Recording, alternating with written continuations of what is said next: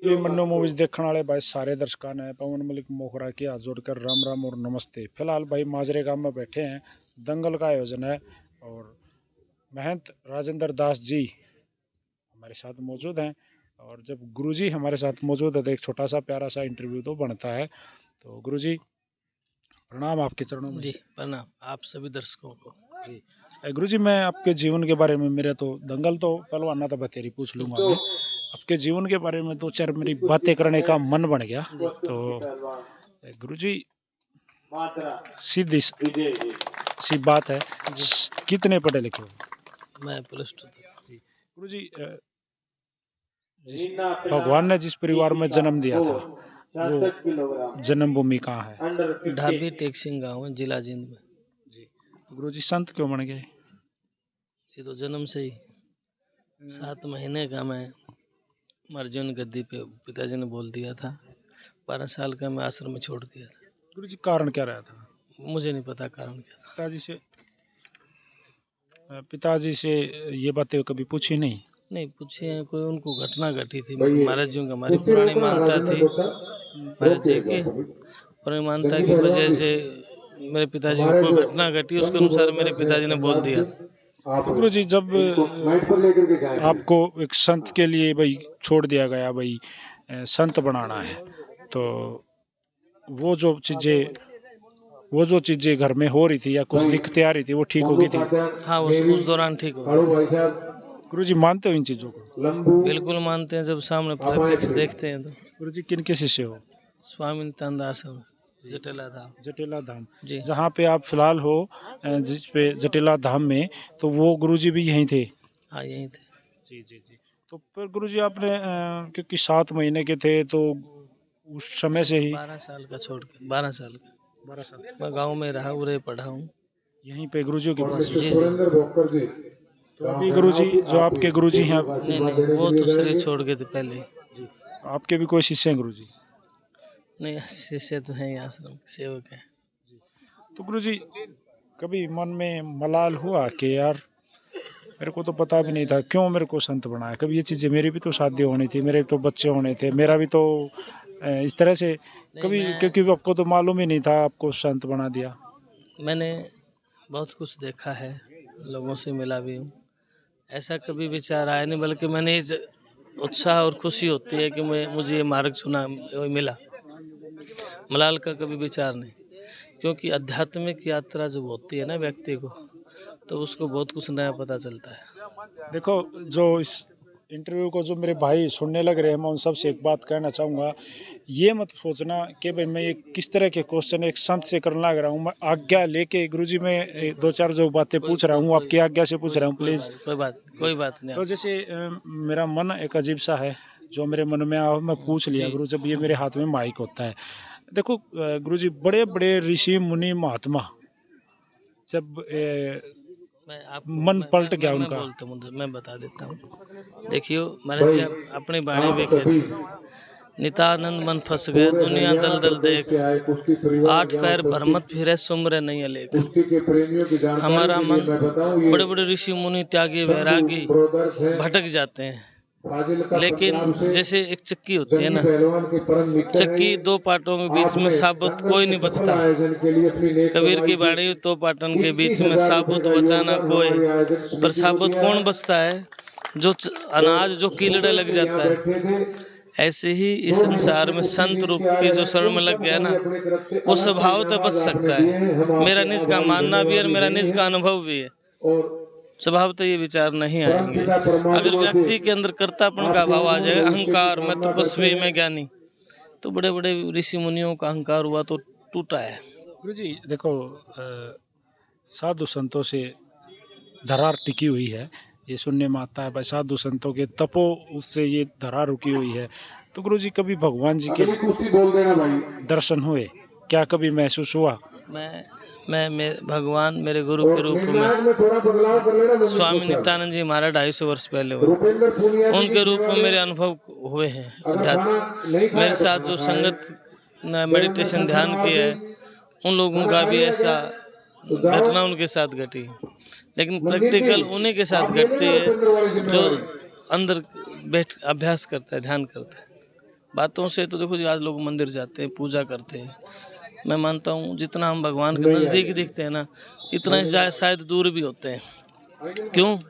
हमने जिसको पाना है ना, उसके हम लोगों के तमाशे को देख के पर्दा डालने की कोशिश करते हैं। आज ऐसा ही हो रहा है मंदिरों में ज़्यादातर, जबकि मंदिर में जो है ना, जितना नज़दीक है ना, और हृदय साफ और पवित्र होना चाहिए, लेकिन तो लोग तमाशे कर रहे हैं। गुरुजी, मंदिर में भगवान निश्चित है? ऐसी कौन सी जगह जहाँ भगवान नहीं है?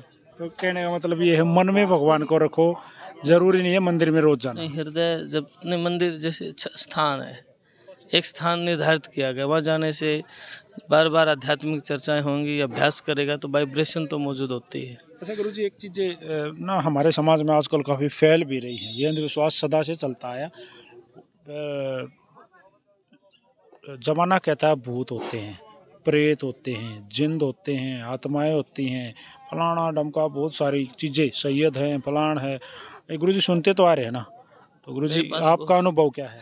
मेरे पास बहुत आते हैं, ऐसे बहुत कुछ आते हैं। महाराज जिक्र करते हैं, महाराज जी अपनी वाणी में कहते हैं, मन ही देवी देवता, मन ही भूत प्रेत, ये मन ही हर हो जाते, जो हर को भजे सुचेत। सारी बीमारियां मन से पैदा होती हैं, और मन से बली ना कोई। मन अवगढ़, मन भरथरी, मन ही सब कुछ मन कहते हैं महाराज जी। मन गंगा, मन गौमती, मन पुष्कर, मन पराग, नितानंद मन रतन है, विषय वासना त्याग। सब कुछ मन है, लेकिन आज ये बड़े आडंबर बनाए जा रहे हैं। एक सर्कल बनाया जा रहा है, एक टीम बनाई जा रही है, नाम बोलूँगा वो आ जाएगा, वो पहले से निर्धारित है। सच तो यह क्या है कि लोगों को भ्रमित किया जा रहा वो है। एक टाइम की फिल्म चल रही है। फिल्म चल रही है, और मैं सरकार से, मेरी इच्छा रहती है थोड़े सख्त कानून ऐसे होने चाहिए जो ये पाखंड चलते हैं। और आपके चैनल के माध्यम से हमारे पूज्य संत होते हैं ना, उनसे मैं गुजारिश करता हूं कि हमें संतों ने एक ऐसा कदम उठाना चाहिए हमारे बीच में, ऐसे भेष धर के को ढोंगी पाखंडी जो समाज को भ्रमित करता है, ऐसे लोगों पे सख्त अंकुश लगाने चाहिए, आडंबर को हटाना चाहिए। और गुरु जी, आपने मेरे को पहचाना है? हमारे चैनल पे आपका पहले भी 3-4 साल पहले एक दिन इंटरव्यू आया था, शायद अमावस थी या पूर्णमासी थी उस दिन। मुझे चेहरे से थोड़ा थोड़ा ध्यान आ रहा है। गुरु जी आपका आशीर्वाद है। तो गुरु जी, जैसे अभिमन्यु मूवीज़ पे मैं अक्सर संतों से मुलाकात करता रहता हूँ, इसके माध्यम से मुझे आपके साथ बैठने का, आपके चरणों के हाथ डालने का मेरे को अवसर प्रदान हुआ। तो गुरु जी, क्या सही है कि भाई मैं अलग अलग संतों के पास जाऊं, उनसे बात करूं? नहीं, संतों से करने चाहिए। पता ना किस पूज्य संत से कि मुख से ऐसा वचन निकल जाए, समाज में बदलाव आए, व्यक्तियों में बदलाव आए। देखो जी, जाना चाहिए आपने, और उनका संदेश, उनके वचन आम जन तक पहुंचाने चाहिए। हो सकता है उनके निज के अनुभव से पता ना किन लोगों के अंदर बदलाव आ जाए। साल में 2 बार जिस मंदिर में, जिस सतले पे आप रहते हो, उस तली में वो खीर का आयोजन किया जाता है, खीर बनाई जाती है, वो खिलाई जाती है। क्या गुरुजी वो भी किसी पाखंड का हिस्सा है, या उसका थोड़ा सा कुछ प्लीज आज हमारे दर्शकों को समझाओ? ये तो एक वैज्ञानिक भेद भी है। औषधियाँ हैं, जड़ी बूटियाँ, चंद्रमा की किरणों से विज्ञान भी इस बात को स्वीकार करता है। चंद्रमा की किरणों में अगर आप साधारण खीर रखोगे ना, उसके भी अच्छे रिजल्ट आएंगे, लेकिन हम तो उसमें एक औषधि डाल के उस दिन रखते हैं। और प्रैक्टिकल देखोगे 80% जो लोग ठीक हो रहे हैं, तो पाखंड कैसा हो सकता है? आपका सीधी सी तो तात्पर्य गुरुजी यही है कि उसमें आप एक ऐसी औषधि, एक दवाई मिलाते हो, आयुर्वेदिक कोई भी दवाई, जिसका सीधा निश्चय यही है कि भाई ये दवाई से ठीक होता है, ना कि किसी पाखंड से। नहीं, मैं तो स्पष्ट कहता हूँ, दवाई का रिजल्ट है, दवाई की औषधि डालते हैं, औषधियों का परिणाम आता है जी। तो गुरुजी, रोकिए भाई, रोकिए रोकिए भगवान। आपने वो बाणा नहीं, जैसे निवेदन करें हमारे मध्य विराजमान है केसरिया जो हमारे और साधु संत पहनते हैं, आपने तो सफेद कपड़े पहने। हमारी परिपाटी में सफेद ही बाणा, कान भी नहीं, कान में भी वो सन्यासी और नाथ में भेद होता है, वो संप्रदाय अलग है, ये संप्रदाय अलग है। तो मेल मिलाप तो होता रहता होगा। भाई जसवीर फौजी कैसे हैं भाई? और भाई संदीप नंबरदार जी, आप मैट पर आए भाई साहब। आपके द्वारा इस कुश्ती का इंट्रोडक्शन होना है, परिचय प्राप्त करना है बेटियों से और उन्हें आशीर्वाद देना है। ठीक है। साथ में तो गुरुजी मोनू कात्यायन देवी एक दूसरे से वैसे चाहे वो किसी भी संप्रदाय का संत है तो एक दूसरे का आदर पूरा करते हैं। नहीं, हम 5100 रुपए का योगदान आपकी प्रतियोगिता के सफल आयोजन के लिए हमें दिया है। जी गुरुजी। देखो, मैं एक तो जाति का जो पक्ष रखते हैं संत, उनका विरोधी हूँ। क्योंकि संत हुआ तो कोई जाति को प्राथमिकता नहीं देनी चाहिए। ऐसे ही हमारे जो संतों ने, चाहे स्वामी नित्यानंद जी महाराज हो, कबीर, नानक, दादू, चाहे गोरखनाथ महाराज जी हो, कोई भी संत हुए हैं, इन्होंने नफरत की दीवार को तोड़ने के काम किए। लेकिन आज के कथित गुरुओं ने दीवारें खींचनी शुरू करी, चाहे वो जाति की हो, चाहे वो पंथ की हो। और हम अपने आश्रम में सभी संप्रदाय के, सभी पंथों के संतों को, पूज्य संतों को आश्रम में बुलाते हैं। इसलिए बुलाते हैं कि हमारा सब में समन्वय, प्रेम बना रहे, एकता दिखे। जब तक संत एक ना होंगे, समाज को क्या शिक्षा देंगे? हम ही आपस में झगड़ते रहेंगे, दूसरे को क्या सुधार करेंगे? संत समागम जरूरी है, जो बहुत जरूरी है। गुरुजी ऐसा दिन भी कभी आया क्या भाई किसी लड़की ने सामने से शादी का प्रपोजल दिया हो कोई, या कुछ ऐसा टाइम कभी कोई महसूस हुआ? ऐसा है, क्योंकि युवा तो थे ही नहीं, और युवा तो देखो, मेरे सामने तो सब माता और बहन रही है। ऐसा कभी जीवन में कोई प्रश्न उठा ही नहीं, ना कभी कोई विचार आया। जी जी। तो गुरुजी जैसे संत, कई संत हैं जो मेरे से ज़्यादा मेरे विषय मेरा गांव जानता है। जी जी, आप किसी से भी पूछ सकते हैं। कितना सहयोग गांव में सारा, टोटल सब। गुरुजी जैसे बहुत सारे संतों के भाई ये साउंड सिस्टम वाले यहाँ गन टंगी होती है, बॉडीगार्ड होते हैं, काफी भीड़ होती है उनके पीछे। राजनीति में धन्यवाद भाई। मैंने क्या जरूरत है? जी, मन में तो आपके भी है थोड़ा सा, है ना, क्या कि ये कभी थोड़ा सा मौका तो मिला है कि शायद इससे पहले इलेक्शन में कि आप आओ और शायद किसी न किसी मेरे सामने रखी गई थी बातें। 20-25 गांवों के सरपंच भी आए थे मेरे पास, मैंने हाथ जोड़ के मना कर दिया। तो मेरी कोई इच्छा नहीं है, भविष्य में भी नहीं। मेरा तो ऐसा कोई विचारधारा नहीं है। लेकिन अगर पूरा समाज इकट्ठा होके आके आप को कहो भाई आप एक संत हो और एक संत, गर्व की बातों पे ज्यादा मंथन में नहीं कर सकता। अभी भी ऐसे कोई विचार नहीं। तो गुरु जी आज अभिमन्यु मूवीज पे आपका एक प्यारा सा आपके विचार हमने हमारे दर्शकों तक पहुंचाए, तो एक संदेश समाज के उत्थान के लिए, समाज के मतलब भविष्य के लिए भाई ये सही रहेगा, कोई एक संदेश गुरु जी। देखिए, आपके चैनल के माध्यम से मैं सभी दर्शकों को एक बात कहना चाहता हूँ।